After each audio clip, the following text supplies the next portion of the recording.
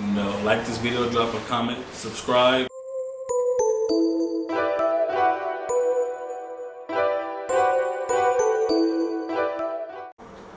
What's happening, y'all? Star Charge Star Life. Welcome back to another edition of Certified Star. We figure out what makes people stars for real, man.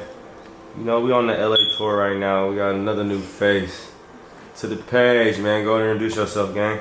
You already know, man. K7TheFinesser, Dirt Gang, Stink Team. You know, too greedy. Y'all know we winning, man.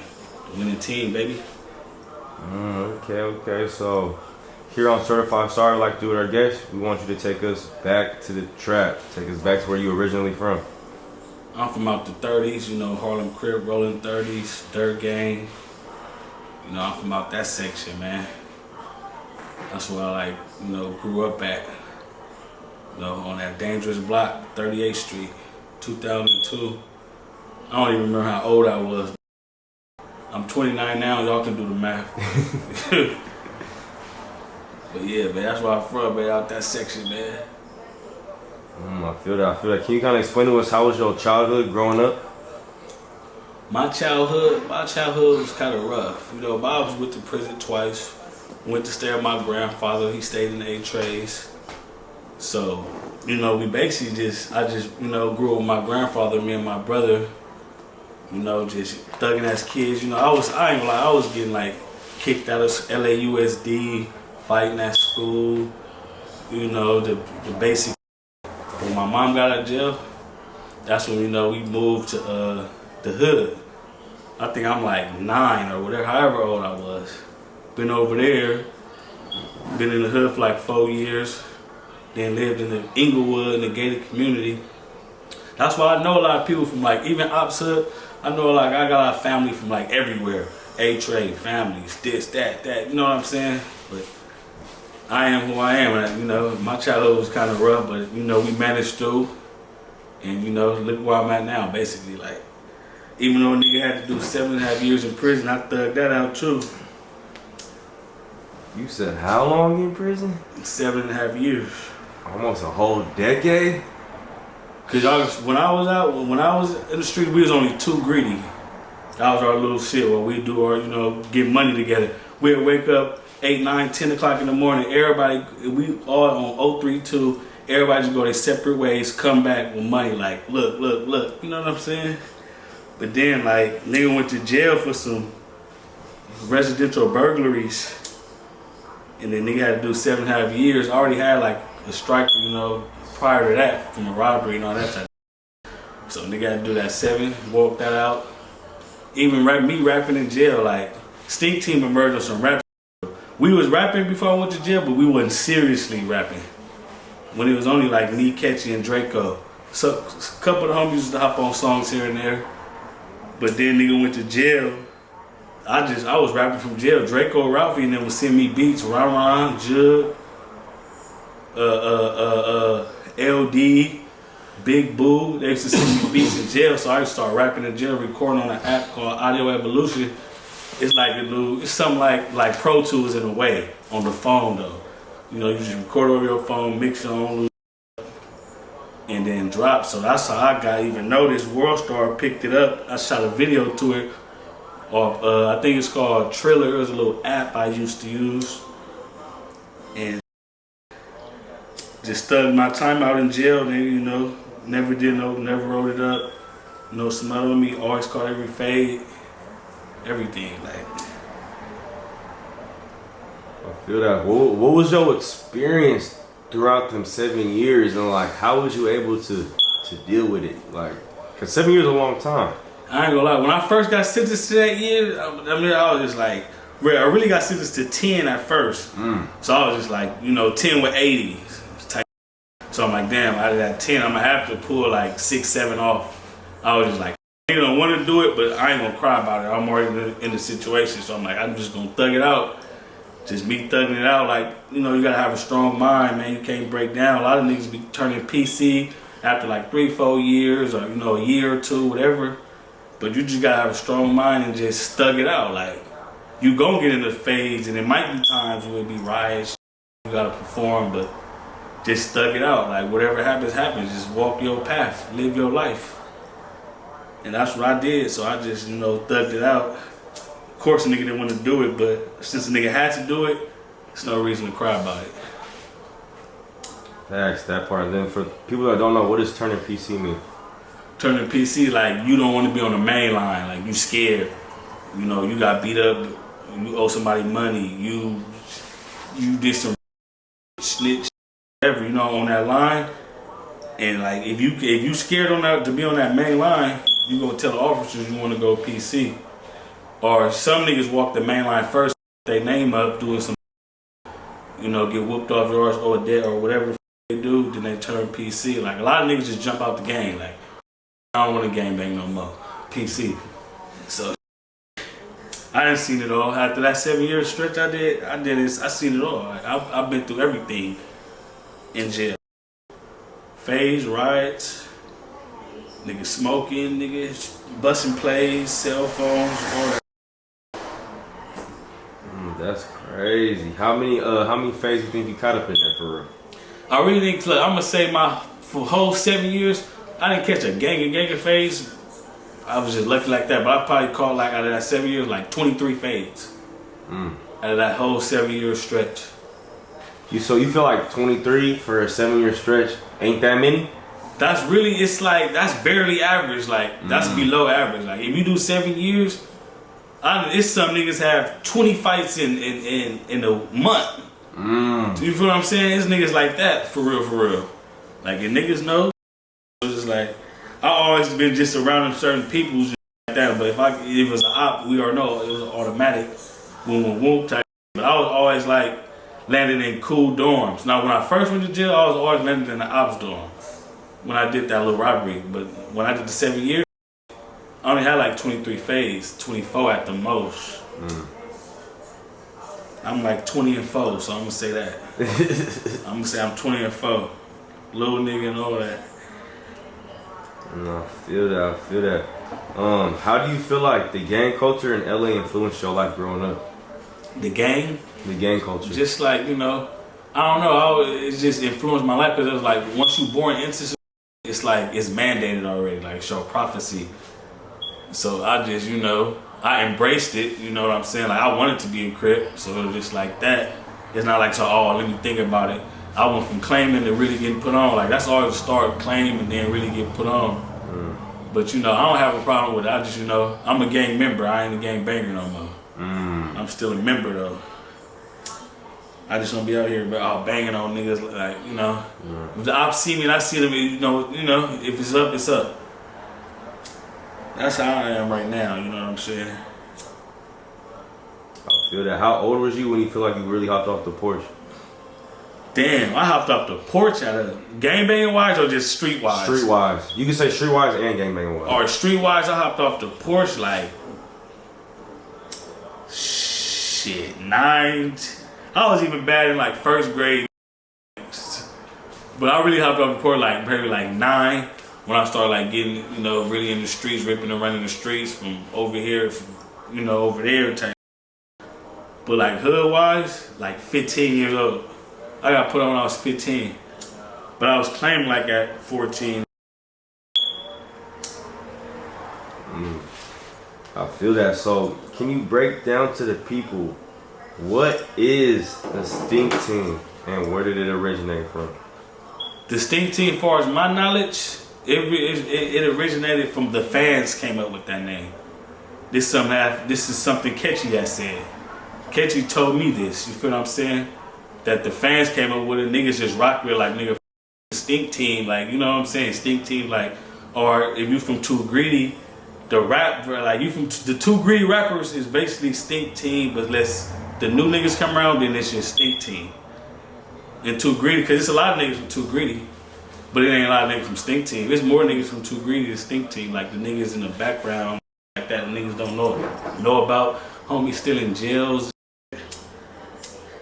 So it's like, Stink Team is just more on some like rap, Too Greedy rap.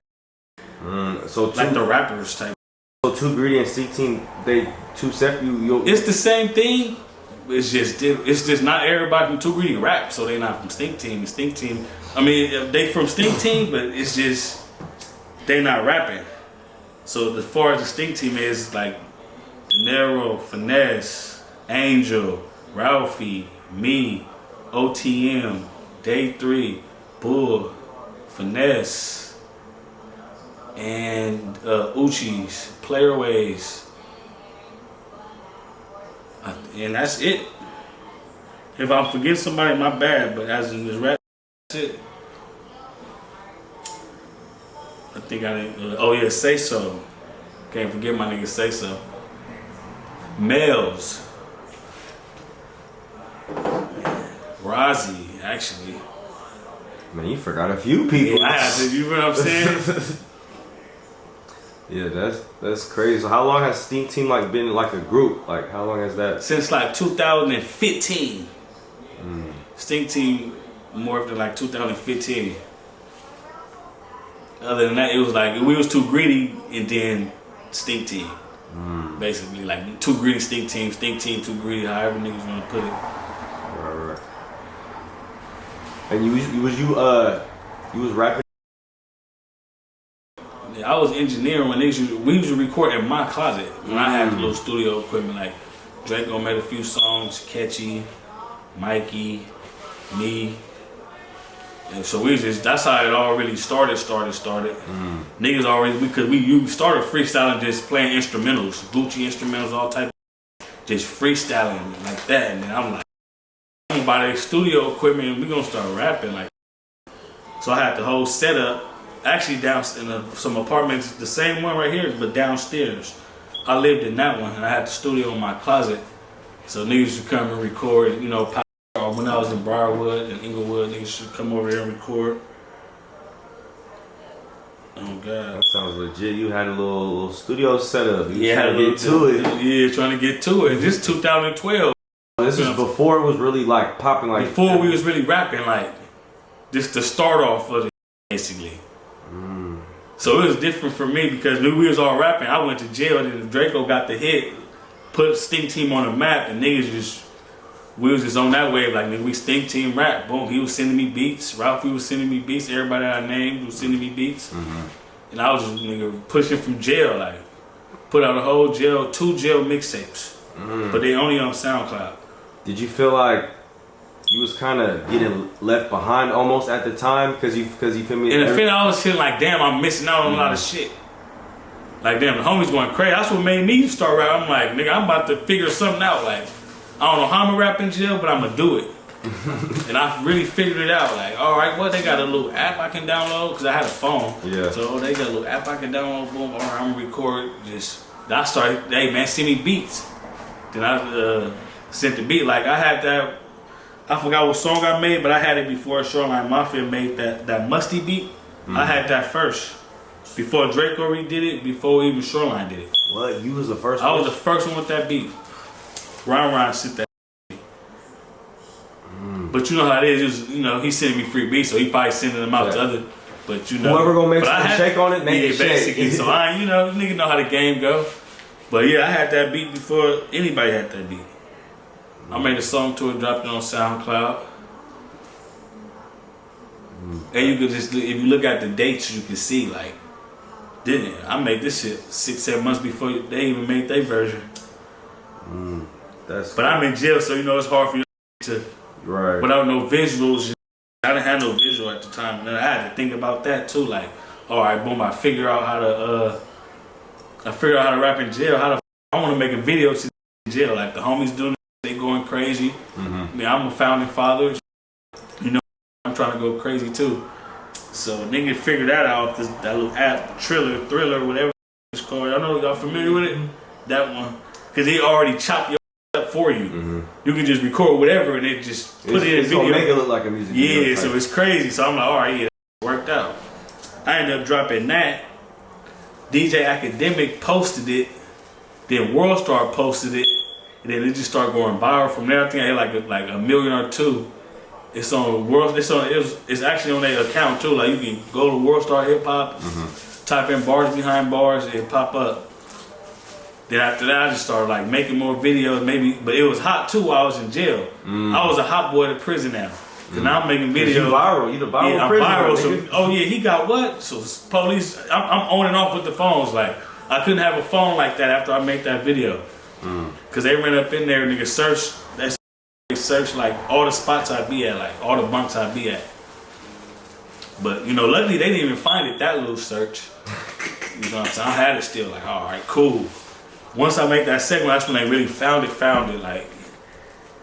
Then it was just like, damn, like, so I'll be like 2-3 months. I can get a phone, but I go like 2-3 months to try to cool off. But as soon as I get one, like, I was still on Instagram. Like, they was following me on Instagram, so I was really getting myself caught up because I was still posting on Instagram.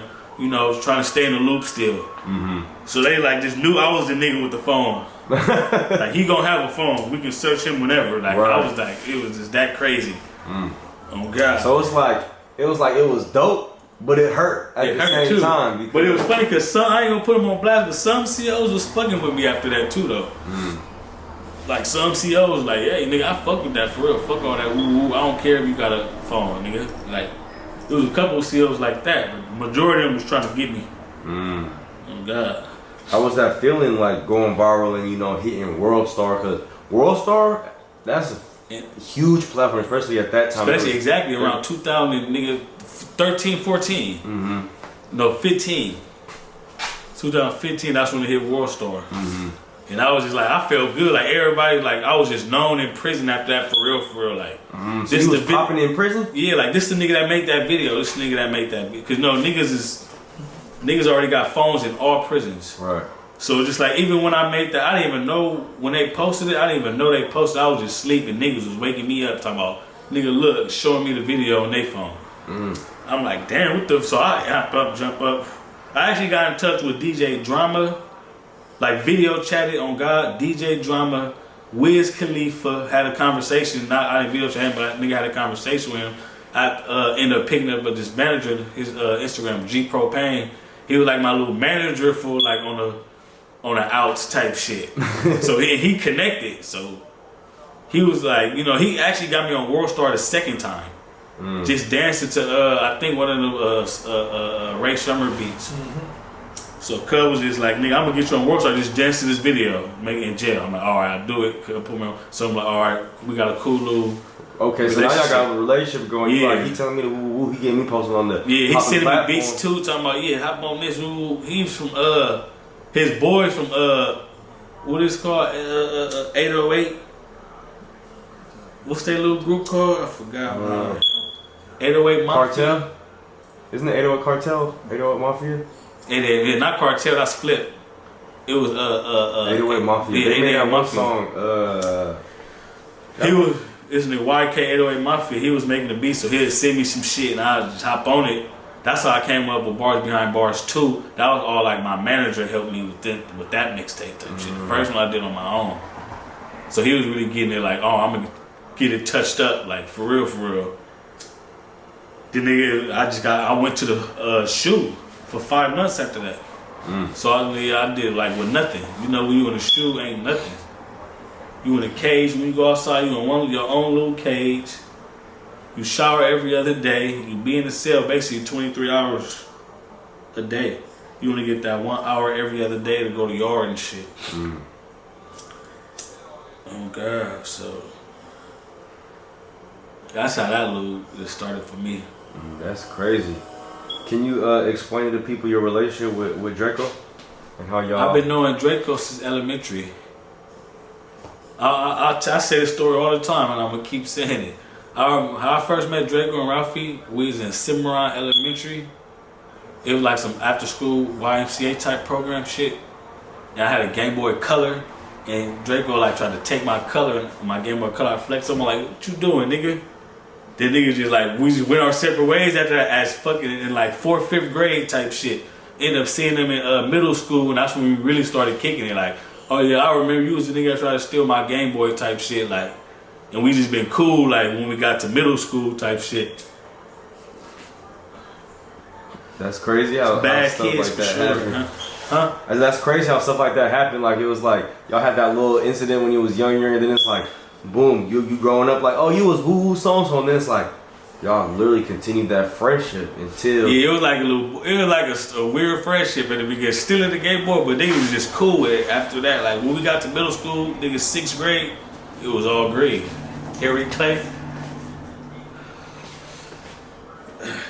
That's how I met Draco. And I just, me and him always been like day ones, bro. From Too Greedy. Like, we started this shit together. Like, type shit. Mm-hmm. Me, him, Ralphie, Mikey, Scotty. This all the Too Greedy founding fathers type shit. But yeah, we came up with that. We all, came up with the shit together, and we just been close we just been close ever since, bro. Even since dancing, we used to jerk. Even since that. Oh, y'all was jerking back then. Like we just we somewhat. I ain't gonna say we started it, but we was like one of the top niggas that started after like the Rejects and High Fives and shit. That's dope. That's dope. So let's get into how was it for you dealing with the passing of Draco? Man, like that shit it just fucked me, bro. Like to this day, it still feel like a dream to me. To this day, and that's why we always gonna, we always gonna keep the truth alive, nigga. Draco merch, keep his music, everything, because at this point, it's all about keeping the truth alive. Man, that's the truth. That's the truth. How do you feel like y'all was moving after the situation? Just the simple fact that it happened at like a show. You know what I'm saying? You guys was rappers, y'all was performers, y'all do festivals, y'all do shows to get y'all money, and something like that happened at somewhere where y'all getting y'all money at. You feel me? So how y'all feel like y'all needed to move afterwards? We just gotta be more strict, you know what I'm saying? Move more strict and shit. Just more together and shit. Yeah, that's basically it. What's your opinion on just the video clip that surfaced the internet, and where everyone is basically trying to say the Stink Team left Draco to fend for himself? What's your opinion on everyone painting out that picture? That opinion is it's not even true. Everybody did what they did, stood their ground, and I'm proud of everybody. So, that's basically that. Niggas, always gonna have their flip stories, and they can have their flip stories. We know the truth. As long as we know the truth and the fans know the truth, that's all that matters. Facts, I feel that. So let's talk about after the situation. You had went live with a platform and was speaking on the situation, and other platforms took it and it went viral. You know what I'm saying? So can you just kind of speak on what was going on at that time? At that time, it was just it was funny to me because people always want to scream record shit and put their own words to shit, but that's why I be tripping nigga, what is niggas even talking about? I ain't told on nobody or none of that shit, and everybody know the truth, but people can say with their story, even if you watch the live video, they act like you said, oh yeah, he did that, I never even said none of that. So people just, wanted something to say, hate, want to suck a dick, find anything, you feel me? But nigga, we know the truth, the streets know the truth, that's why, you know what I'm saying? That's why I'm still here. Because niggas know the truth, even if they don't want to know the truth. Even if niggas is gonna try to slender and say some little slick shit, you know what I'm saying? But I'ma still hear niggas speak to me crazy. It's consequences. That's all I'ma say. I still be in the streets by myself, or I ain't even gonna say by myself, but everybody go places by themselves sometimes. So even at that ripping and running, I still live my regular program. You feel what I'm saying? But if niggas wanna believe that fake news, that's on y'all. If y'all know the truth, y'all know the truth. Y'all don't believe that fake news, believe that fake news. But too many niggas already know the truth, so they tried to do it and it didn't work. And these people, these platforms that hate me, you feel what I'm saying? Ops running certain pages and ops making these crazy ass posts and shit like that. They tried it, but it didn't work because I'm a real street nigga. I'm a real nigga. At the end of the day, everybody know the truth. So I feel that. How did you feel when D Savage went on Vlad? You know what Vlad is. And you know what? Yeah. And speaking on that clown nigga, I would really beat the fuck out of D Savage, bro. He not even. I shouldn't even get on this case, but I just felt like Cub was weird. That's why he been ducking and dodging, ain't been responding to nothing, because he know if he ever run into me, he already know you know what I'm saying? We can get down, But he, you know, he ain't really like that. So, you know, most likely he ain't even gonna want to get down. He's just gonna be on some trying to talk it out shit. But I ain't talking. I don't talk nothing out. Like, and then you don't even know me. Like, you might know Chiefin and all them niggas, but then you don't know me at all. Don't speak on me if you don't know me at all. You feel what I'm saying? And Vlad a bitch too though. Cause I hit him up like, nigga, you gonna let niggas say his side, let me, you know, let me explain my side of the story. It would only be right. Exactly. So, you know, he was on some bitch shit. He wasn't trying to let you. But but when I was in jail, when I went viral for that video, he used to hit me up on God. He used to hit me up when I was in jail when I went viral on Worldstar. I used to have conversations with this man in jail. So then you know, he probably don't even remember me now, but now he probably gonna remember. If he remember just the nigga that went viral for that music video in jail, everybody know that's me. So yeah, that's me. But I just feel like cuz should let me explain my side of the story. Cuz listening to a nobody nigga, so I'm just like, bro, I'm a real street nigga. Why would you want to listen to a nobody if I'm a real street nigga? Born and raised in this shit, South Central my whole life, like been gang banging type shit, like. Facts, yeah, he should have at least gave you the opportunity, especially if someone's speaking on your name, your situation, or whatever the case may be, because there's two sides to every story. For real, for real. I'm saying niggas can believe the fake news if you want, but niggas know the truth. Facts. So, what's your relationship with Ron after seeing what OTM had said about him stealing money from Drakeo? You know, and that's it. I ain't really got too much to say, but I ain't got no beef with Ron. You know, it ain't no beef for nobody. That's enough. What? How you feel like the music scene in LA right now is as a whole? Like with the new talent that's coming out and stuff like that. Like, how do I feel as a whole? I think LA is trying to come back on the maps. Like, you feel what I'm saying? How, you know, they were saying we was dry for some years. And now niggas, you know, I feel like niggas coming back on the scene. Like Stink Team, we a major part of this shit, regardless of what anybody want to say or hate. But you know what I'm saying? Drakeo paved the way for a lot of these niggas. It's just the truth, whether niggas want to believe Stink Team, period, but mainly Drakeo. You feel what I'm saying? But so I feel like we the founding fathers of this. I ain't gonna say like we underground rap shit type shit, like. But everybody doing their little shit though. Like I'm liking the little new music I'm hearing from certain artists. I fuck with that. So, do you feel like the politics get in between the music scene? Repeat that. Do you feel like the politics get in between the music scene, like the street politics and the music? Yeah. The street politics do in the music scene. It should be separate. Like if it's music, music. If it's street, street. You got issue with this nigga street it out. All this going back and sneak dissing and all this crazy shit. Like, I don't do no sneak dissing, bro. If I do diss nigga in the song, it's because I already said it to you. You feel what I'm saying? Diss the nigga first and then you can make a track about it. Like, oh, I'll diss this nigga type shit. These niggas just instantly start, they don't even know you, just sneak diss. Just rap about you in the song, they don't even know you. They just know that, oh, it's just the homies don't like him, I don't like him. That's how they feel about the Stink Team. But these niggas like us on the lowest key. That'd be the funniest shit about it. Like, it's just funny to me. But you know, they really can't show their true emotions, I guess, right? That's true. You know, everyone got to put on a little their image and shit. Everybody got to turn their image on for surely. And I was just gonna ask you about how you feel about like rap beef and diss songs coming out when people speaking on your peoples in their songs and word the case may be vice versa. What's your opinion on that? My opinion is I feel like niggas shouldn't do that.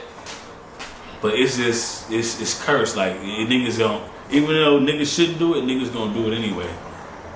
But I feel like, me personally, I don't really get down like that, bro. Like, if you hear my songs, I don't diss unless I said it to you already. Right, so it's like, sometimes you can't, it's just part of the culture, you know what I'm saying? It's part of the culture. If you want to be realistically, like, they've been doing that from before our time type shit. They've been dissing each other and all that shit. So what's some pros and some cons of being a rapper, you feel like?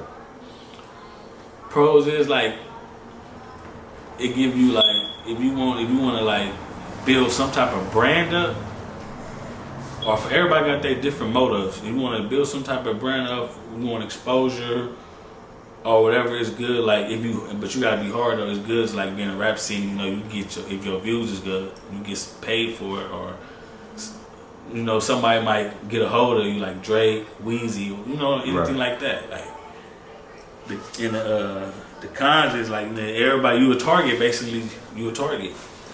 Everybody gonna be thirsty trying to book you. Like you ain't safe nowhere. Other states, none of that. You can get booked anywhere.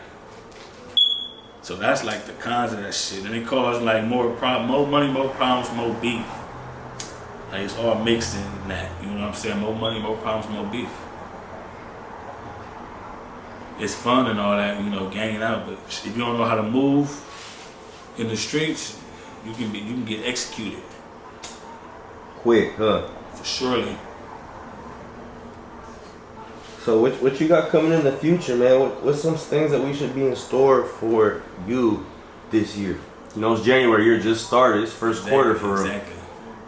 Shit, just you know, get my clothing line more out there, more videos, more tapes. Just try to accumulate like at least 100,000. I ain't gonna try to overdo it and say $1 million or something like that. Right. 100 or 2,000. Set little milestones for exactly. you. Realistic then like goal. 9-10 months or something. You know what I'm saying? Maybe a year, but at least trying to accumulate that. Because when I get money quick, I need to start saving more. I just blow it. You a big spender, huh? I just blow it fast, and I'll be like, damn. I'll be looking at stupid, like, damn. Fuck I be doing. I be telling myself next time I'm gonna get some money, I'm gonna slow it down for real, and it be the same shit. Don't slow it down. Don't niggas want to pull juice, or I want to buy like 4-5 lines all of a sudden. I'm getting the alright. Fuck it, give me a pound. I'm on that type of shit. Like, right. Too quick when I need to just stick to the script. Give me like a cool little, I ain't gonna say QP, like a cool little 2 ounce a day. Yeah. Something like that. And shit. I forgot what the question was. Man, you made me forget what the fucking question was. Nah, I said what you got planned up in store, and then you talk about not spending on more money. Not spending on more money. Rap still, videos, and you know, just try to even motivate others that want to be motivated. That want to get pushed. Like that's why I fuck with the young stinks now, Day 3 Uchis and Player Ways. Cause you know they'll listen, they hear what you gotta say, type shit. Like I look at them like my little brothers, OTM too. So you know, I'm just keep motivating. You know, motivate the homies, keep pushing them, drop more videos, do this, come on tour. You know, woo wop wham, and just you know, just keep rocking out, man. Try to get that 100,000, 200,000. Facts. So, and what's your last thoughts that you want to leave off with your fans that's watching you right now? Man, just keep the truth alive. Stream my music more. Because more videos, you know, is more opportunity for us. You know, I can create more opportunities for people too. And just, you know, just keep going crazy and keep the truth alive. Stinks run LA. That part. Let them know your Instagram and let them know to like this video, drop a comment, and subscribe. You know, like this video, drop a comment, subscribe, and Instagram K7TheFinesser _032 is my original page, but I got the K7TheFinesser regularly is just the backup account. I'm gonna spell it for y'all: K7TheFinesser _032. Y'all go ahead and make sure y'all following. Follow up, man. Y'all stay up to date with them. And we got some new hot shit coming out for y'all. You got a lot of stuff dropping, man. Stay tuned. Stores coming and shit. And we out. I can get a nigga poppin'. Hashtag new bitch, wet old bitch. You can have that. Blue bills from a bad bitch with a big ass. Imagine that. I can get a nigga poppin'. Hashtag new bitch, wet old bitch. You can have that. Blue bills from a bad bitch with a big ass. Imagine that. I can get a nigga poppin' if you pay me. No free shit, we countin' money on the daily.